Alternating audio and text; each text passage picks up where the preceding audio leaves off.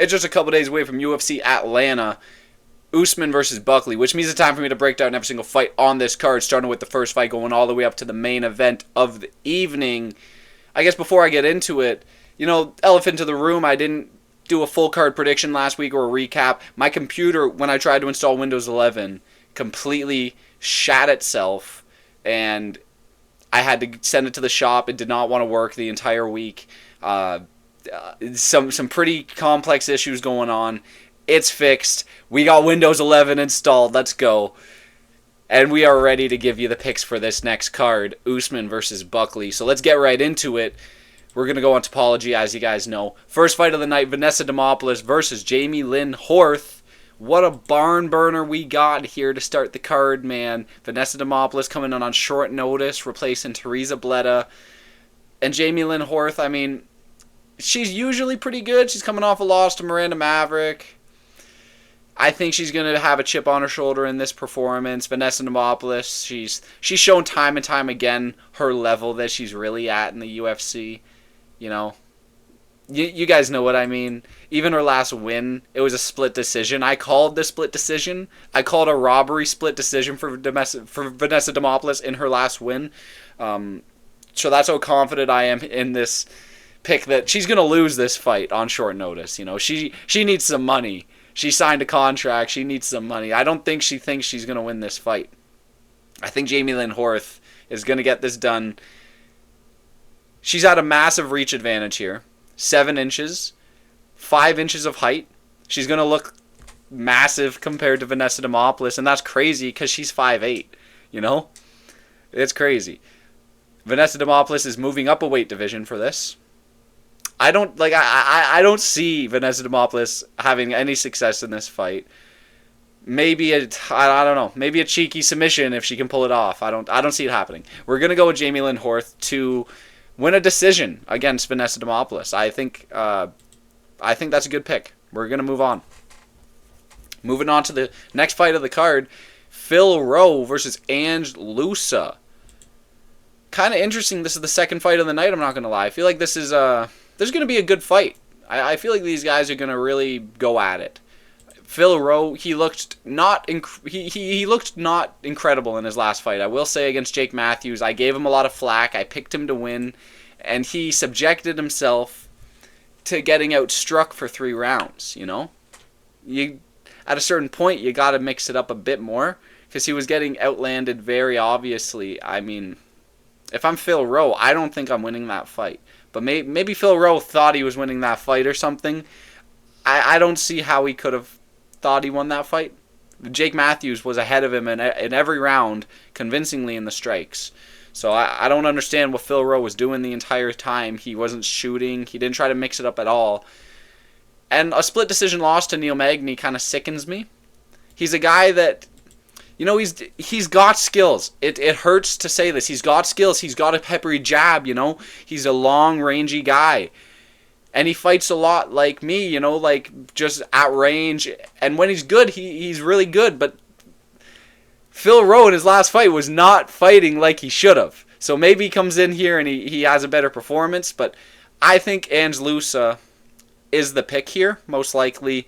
He's going to get it done. He's more physical. He mixes it up better. He shoots takedowns when he's in close. When he comes in, he's really throwing a lot of power, winging hooks, like trying to get you out of there, and then he pushes you against the fence and double legs you, and then he's on top of you. I'm not gassing up Ange Loosa. I know it sounds like that, but I feel like he's just a bit more dynamic than Rowe, who's just there at range, peppering a jab out.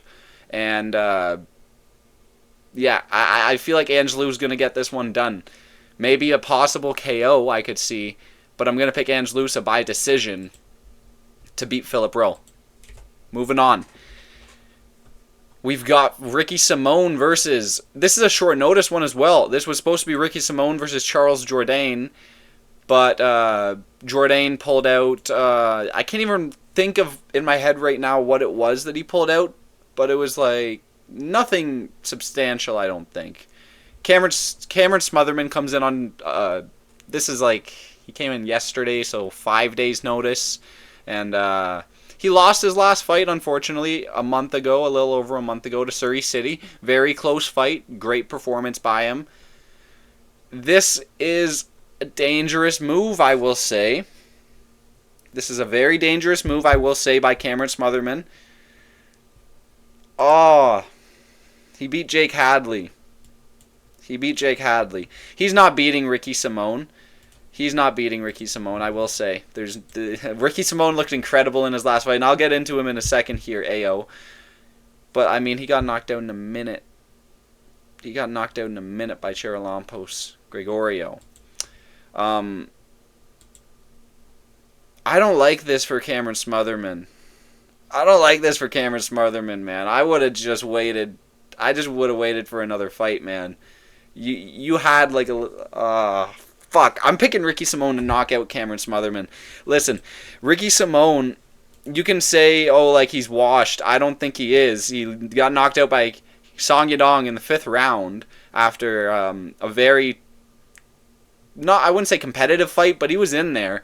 Mario Batista, we just saw the level Mario Batista's at against Patchy Mix, so that ages well. Vinicius Oliveira, I mean, that dude's really physical as well, and I feel like that win's going to only age better over time. Like, he just beat Nurmagomedov in his last fight, right? So I feel like that Vinicius Oliveira loss ages pretty well for Ricky Simone, and then Ricky Simone also just knocked out Javid Bashrat in his last fight. This dude has power behind his hands. He's a good American wrestler as well. He's not going to get taken down and just held down. And most of his wins are third of his wins are KO. Cameron Smotherman got knocked out in a minute on the Contender Series. I'm not forgetting about that. That was 2 years ago. Charalampos Gregorio is half of the striker that Ricky Simone is. I'm going to say Ricky Simone gets Cameron Smotherman out of there. As I was all for the Cameron Smotherman second run in the UFC or whatever, the official run in the UFC. But man, this is a bad move for him, taking a week's notice fight against Ricky Simone. That's dangerous, man. That's dangerous. I'm going to say Ricky Simone puts him out of there. Moving on to the next fight. We've got Cody Durden versus Jose Ochua. Cody Durden lost his last fight against Joshua Van.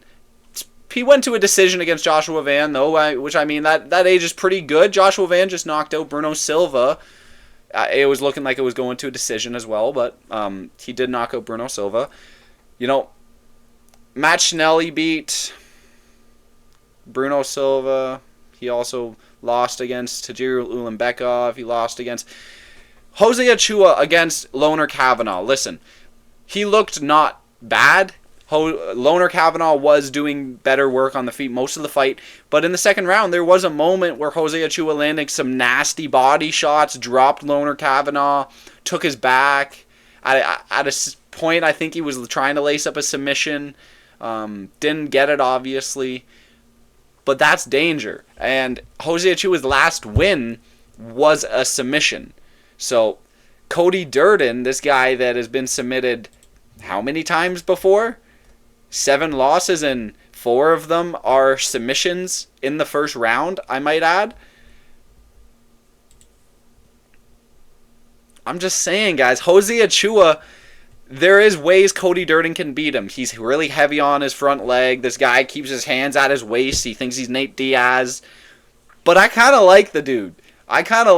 He's kind of got a weird... I think he's going to get a finish in this fight. And it's going to be like a big surprising, oh, Jose Ochua by submission. He might be the favorite right now, but he is actually the favorite, nearly minus 200. So I'm saying all this, but he's a minus 200 favorite. But yeah, no, I think he's going to submit Cody Durden, possibly knock him out. But he bursts in. He's very good, like range-wise, and he bursts in with some really heavy shots. And that second that he sees you struggling, he's going to lace up a submission. And I'm confident in that. You can look at his record and say, oh, he's more of a knockout guy, which I do get. You know, most of his wins are knockout. I think he has 7 wins and 6 of them are knockout. but his last one was a submission. And you look at the Loner Kavanaugh fight and tell me what he was closer to doing, knocking out Loner or submitting him. He was definitely closer to submitting him. So I will say Jose Ochua he's been doing those hard grappling rounds. I'm going to make a prediction. He's doing his hard grappling rounds. He's probably going to get a black belt when he's going to get a brown belt or something, maybe a stripe or something. Maybe he gets a black belt when he submits Cody Durden. We don't know. We'll see though. Jose Ochua is going to submit Cody Durden for his black belt. And yeah, that's the official pick. Moving on to the next fight. Malcom Wellmaker versus Kris Moutinho. This is a short notice fight. A week and a half ago, pretty much, like a week and a half before the event.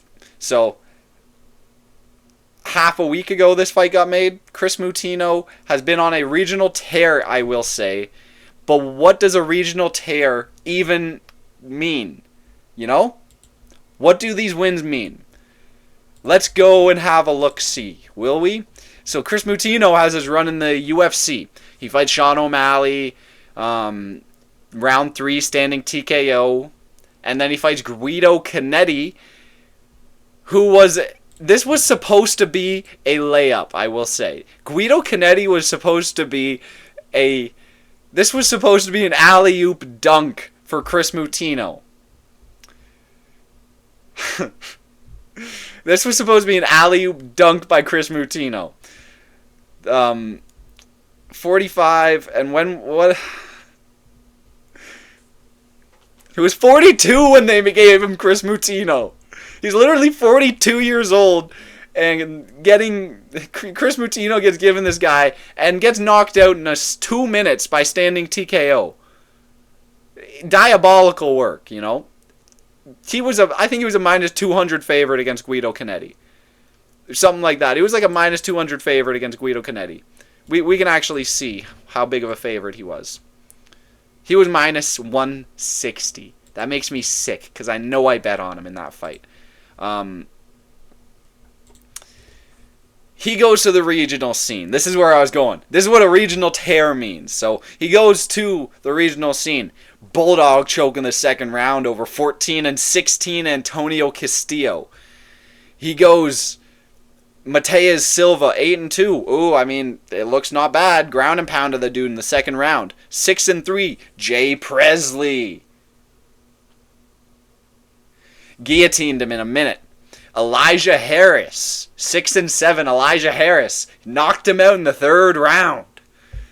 This one really gets me. Johnny Campbell, 22-16. he retired the dude in the second round. Do any of these wins mean anything compared to Malcom Wellmaker, who just knocked out Cameron Simon in the second minute of the first round? I'm going to say Malcom Wellmaker is going to show levels to Kris Moutinho, I will say. Man, I cannot believe Kris Moutinho is getting Malcom Wellmaker in his re-debut. This is diabolical work by the matchmakers. I don't know what Kris Moutinho did to deserve this fight. I don't know what he did to deserve this fight. This is a make-or-break moment for Kris Moutinho, and I think he's getting broken. Malcom Wellmaker is that dude. And listen, I'm not going to fucking side with Kris Moutinho over Wellmaker. I'd be insane. He just knocked out Simon, who actually has UFC wins on his belt. Malcom Wellmaker by first round KO. Moving on. Let me clear some of these tabs. Moving on to the next fight. Michael Chiesa versus Court McGhee. Michael Chiesa's coming off of his win over Max Griffin. Submitted Max Griffin. Never been submitted before. And he's going against Court McGhee. You might see where this is going. He just submitted Max Griffin, who had never been submitted before. Took him down at will. Brought him to some places he did not want to be in. Michael Chiesa... Listen, I picked Tony Ferguson against him. I picked Tony Ferguson to beat Michael Chiesa a year ago. But Court McGhee, man, this guy, people forget, man, Court McGhee's a real marauder. He's going to get submitted, I think, by Michael Chiesa. I don't think a 40-year-old is going to be able to hang with Michael Chiesa, who is 37, but he looks like he looks like he's in his physical prime, I will say right now. He's pretty jacked. This hurts me to say. This actually physically hurts me to say, because I was against Michael Chiesa for a while. But he really he impressed me. He impressed me. The way he took down Max Griffin at will and got it done against him. Max Griffin had never been submitted before. And that was something I was toting into that fight, picking Max Griffin. I was like, oh, Max Griffin's winning this one. You can't submit this guy, Michael. You can't submit this guy. He'd never been submitted before. You can't submit this guy. And look how wrong I was, man. So I'm off of that train. And choo-choo, Michael Chiesa. He's getting it done against Court McGhee. So we're going to say submission by Michael Chiesa in the first or second round. Court McGhee's not hanging with this guy. Moving on. Paul Craig versus Rodolfo Bellato. This fight was supposed to happen a few weeks ago. Whatever card it was. Moreno Urseg, I think. Something like that. But Bellato got herpes. His herpes, it came out really bad that day, and he couldn't get cleared. And I'm not joking. That is actually what happened. And if that's not actually what happened, take it up with MMA Roundup Dax over on Sparring Sessions, who told me that's what happened. But I'm trusting him. That's what happened. So Rodolfo Bellato's back. He's healthy. And Paul Craig, he just lost to Bo Nickel.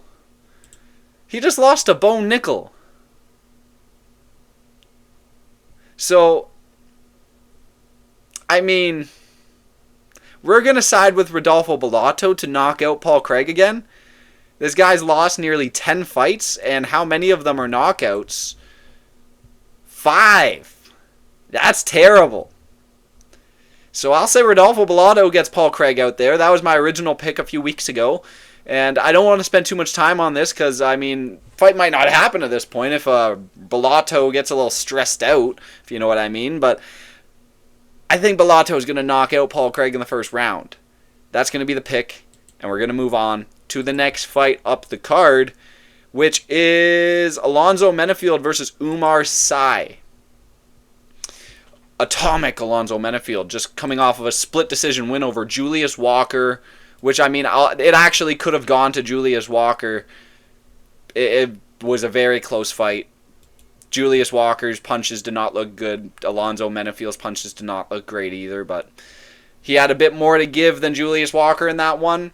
He lost to Azamat Murzakanov by KO. He lost to Carlos Ulberg by KO because he ran at him in the first 10 seconds like a big dumb idiot with his hands down just winging hooks. And it's like, what the fuck do you think is going to happen apart getting knocked out by a counter striker like Carlos Ulberg?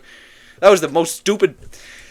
I kind of have something against Atomic Alonzo Menifield, I will say. Because of that Carlos Ulberg fight, I picked Carlos Ulberg, and it just is like, rewatching it, go and watch it yourself right now. It's like a 20-second fight. Menifield runs at him in the first 10 seconds and just throws hooks at him and gets knocked out because Carlos Ulberg is a counter striker and is going to counter strike you and land a power strike back in the first 10 seconds if you're throwing stupid ass hooks at him. That was a stupid game plan from Menifield. And that just makes me ever more confident in this. And especially a week's notice Julius Walker, who was like a plus 300 underdog or some shit against him. Maybe not that big, but he was like a plus 200. And Menifield goes to a split decision with this guy who the entire fight, Julius Walker's punches looked like he was underwater. Oumar Sy's looked pretty good in the UFC so far. He beat Dawoon Jung in his last fight by unanimous decision. And he submitted Tuco Tokos, which, I mean, that is what it is. But he's got a massive reach advantage over Menifield.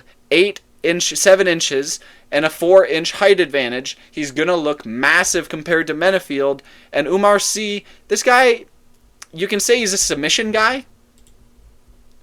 But you look at his record, and he's pretty even in the submissions and finishes by KO. Menifield does not have a good chin, and I do not respect the striking of Menifield. If I'm Oumar Sy, I'm pushing the pace. I'm trying to get Atomic Alonzo Menifield out of there. Oumar Sy, he's going to detonate the warhead that is Menifield's chin, and he's going to get Menifield out of there in the first round by knockout. Mark my words, Oumar Sy by first round knockout is going to be the pick. Moving on to the next fight up the card. Cody Brundage versus Mansur Abdul Malik. This has value written on it, man. Not on the money line odds. Not on the money line odds. But, you know, let me actually do this live. Let me do this live so I can just show you the value that is the under 1.5 rounds in Cody Brundage versus Mansur Abdul Malik. Let me show you. Oh, it's way more valued now. Oh, that hurts me. That hurts me to say. Minus 185. It was plus money. No, it was really close to even money earlier in the week. God, it fucking damn. We're gonna remove this segment from the video. No, not actually, but Cody Brundage, his last fight against Julian Marquez. Very close. I mean, he got Marquez out of there in the first round, and I bet a profound amount of money on Brundage to get Marquez out of there in the first round, like a crazy amount in hindsight. A crazy amount. I would never, ever in a million years have that on Brundage a year ago. But man, I was feeling myself against Marquez. He nearly lost to Marquez. Marquez, he landed some strikes that could have knocked out Brundage on a worse night. But Mansur Abdul Malik, this guy is 8-0. Knocked out Nick Klein in his last fight. Knocked out Dusko Todorovic in his last fight, which I mean, Dusko couldn't even get knocked out by Zach Reese. Which I mean, Zach Reese, this guy is a knockout artist, I guess. Maybe not. Wes Schultz, he knocked out as well. He's a very good striker, and that Nick Klein one. Nick Klein did have some reach on him. He was doing well, keeping Mansur where he didn't want to be. And then the moment Mansur had an opportunity to finish, he pounced, he got it done, and it was violent, and he still even hit the significant strike total in the fight despite landing like 2 strikes in the first round. He still managed to get like 30 strikes in the finishing sequence to cash that significant strike prop. He's going to get Cody Brundage out of there. This guy's a quitter. We've seen it before. This guy's a quitter. I'm not going to turn the page on Cody Brundage just because he made me some money against Julian Marquez. I shouldn't even have been betting on him. Mansur Abdul Malik is going to knock out Cody Brundage in the first round. This is easy money. Yeah, we're going to move on.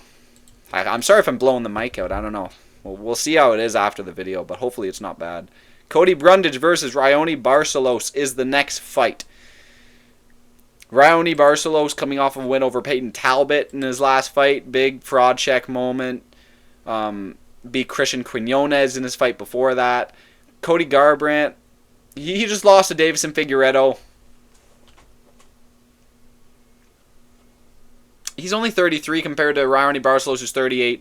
Listen, Cody Garbrandt gets counted out time and time again. He does, and I get it. Like, his last wins are Trevin Jones and Brian Kelleher, but you look at that Brian Kelleher fight, and it really did remind me of like what made him a champion in the first place. His incredible head movement and nasty strikes. His left hook. His hooks are incredible. His head movement's good. And I could see a knockout here for Cody Garbrandt. It might not happen. But I'm going to say Cody Garbrandt wins this fight. Raoni Barcelos has only ever been knocked out once, so I'm not going to... Don't put all your chips in that basket. All your eggs in that basket. But I'll say Cody Garbrandt is going to win this fight. Possible KO, most likely decision. But Cody Garbrandt's going to win this fight. He's no Peyton Talbot, you know. He has some takedown defense. He's been on the mat at least once before. He knows how to get up off of his ass. Peyton Talbot does not. Peyton Talbot actually likes a man on top of him, like Raoni Barcelos. If you know, you know. So yeah, we'll say Cody Garbrandt wins this fight. He's not Peyton Talbot. Moving on. Edmund Shabazian versus Andre Petroski. Edmund Shabazian, his last fight, Dylan Budka. Incredible knockout over Dylan Budka very early in the fight. He lost to Gerald Meerschaert before that, but I mean, he was winning against Gerald Meerschaert until he kind of gassed out and got submitted. But he nearly finished Gerald Meerschaert in the first round. I think he knocked him down at a moment, but didn't finish him. He beat AJ Dobson, lost to Anthony Hernandez, and I mean, these losses aren't bad. Gerald Meerschaert is a good fighter, and Anthony Hernandez is a beast. Andre Petroski, that record is hella deceiving, man. I don't know. I feel like every time I watch a Petroski fight, I see a different version of Petroski than everyone else, but I have never liked Petroski. I don't respect his stand-up. I feel like he's a marauder. He really likes to slow the fight down and make it boring to watch, where he just holds you in a position. I get it's part of the game, but you gotta be doing damage. You gotta be trying to advance your position. And at moments, he just is fine with getting control time. And a lot of fighters are, but Petroski is a bitch that got knocked out by a hip bone. So I hold him to a lower standard than some of these other guys. I think Shabazian's going to be able to knock him out. He's got vicious striking, and he showed that he's not just going to get taken down at will. I mean, Dylan Budka is at a worse level probably than Petroski. Didn't Petroski actually beat Dylan Budka? Yeah, he did. So, I don't know. This is an interesting one. I do always write off Petroski. He's one of these guys that I keep losing picks on because I'm a stubborn person. And I sometimes, some of these fighters, I hold stuff against them. It's hard for me to turn the page on some of these guys. Some of them I can turn the page on easier. Some of them I can't. Petroski's one of these guys I just cannot accept giving him credit. I will say Shabazian's going to knock him out. If I'm wrong here, maybe this is the last time I pick against Petroski. If he wins, maybe next time I'll have to pick him. But Shabazian, come on. I see Shabazian knocking him out. I saw him get knocked out by a hip bone. So we're going to say Shabazian knocks out Petroski in the first or second round. A lot of first round KOs. This is going to be a nasty card, I think. Moving on. Co-main event. Rose Namajunas versus Miranda Maverick. Rose coming off a loss to Erin Blanchfield in her last fight. Lost to Menifield 2 fights before that. Amanda Ribas, Tracy Cortez, she knocked off the eyebrow of Tracy Cortez, if you remember. Miranda Maverick, she's been on a run, 4-fight win streak. Coming off a win over Jamey Lynn Horth. Before that, Dione Barbosa, Andrea Lee, Priscilla Cachoeira. They're nowhere near Rose Namajunas' level. People are picking Miranda Maverick here. I've seen people pick Miranda Maverick. It's scary. Miranda Maverick could get a takedown. She wins fights off that. But Rose Namajunas' striking is nasty. She was beating Blanchfield on the feet, and she was very close to winning that Blanchfield fight if she denied like a takedown in one of the last 3 rounds. It was very close for Rose Namajunas to win that fight. And man, like, she gets undercut so much now just because she lost a fight to Erin Blanchfield and Menifield, who are both title contenders. It's like, I don't think Miranda Maverick is going to be challenging for a title. I don't. At least right now. Maybe if she makes a few improvements. She's only 27 years old. Who knows what's going to happen in the future. But Rose is only 32. And that might put it in perspective for you a bit. She still has so much time left in the game if she actually commits herself. And I get a year and a half ago it went viral. Oh, she's out of the. She doesn't want to be a champion anymore. Mindsets and mentalities, they can change overnight, and she might just have. She lost a fight when she moved up a weight class, so she has to kind of justify it to herself for a bit. But Miranda Maverick, you really pick a Miranda Maverick to take down Rose Namajunas and rack up enough control time? She's gonna get fucking outstruck, and Rose Namajunas is going to defend a takedown in the second round. This is a 3-round fight, I'm pretty sure. I'm picking Rose Namajunas to win this fight. Convincingly. Moving on. She's just had a better... She's fought way better competition, and I get she's 7 losses on her record. Those are 2 champions or title contenders. She's not losing to Miranda Maverick, and I've always picked Miranda Maverick pretty much, except for the Jasuda Vicious fight. I picked Jasuda Vicious, but I've been on Miranda Maverick's train. You know, I've been picking her. She's not beating Rose. She's not. It's not happening. She lost to Macy Barber. Moving on to the main event: Kamaru Usman versus Joaquin Buckley. This is a pretty fun main event. Both of these men last win are Colby Covington, which is a kind of a funny stat that I saw today. I didn't realize it, but yeah, both of their last wins are Colby Covington. Joaquin Buckley, he's won his last at least 5 fights, 6 fights. Been on a run, an absolute tear, and I don't think anything is going to stop this guy apart from a title shot. That might be the only thing that can stop this guy. Kamaru Usman, who hasn't fought in nearly 2 years now. I get it was Chimaev he lost to, and it was a close fight where he won the 3rd round, but his knees were weak then. That's been the narrative for how many years? Is always weak cobblestone knees, as Lucas Tracy coined the term. He's not... I don't think he wants it anymore. I don't know why he's showing up and fighting a title contender. Like, I'm using that term loosely, but he's going to be a title contender, I think. Joaquin Buckley wants it. He is at the age where he's coming into his prime. Kamaru is at the age where he's about to retire. Buckley is going to be inflicting so much damage on Usman. This is going to be a vicious fight. We've seen how Usman's knees are, and Joaquin Buckley is going to have no remorse. He's going to be throwing everything at him. This guy's a wild fucking guy. We're going to pick Joaquin Buckley to knock out Kamaru Usman. I don't think I have to really justify this one that crazy. What are the odds? Minus 275 for Buckley right now. That's going to close probably closer to a 400, I think.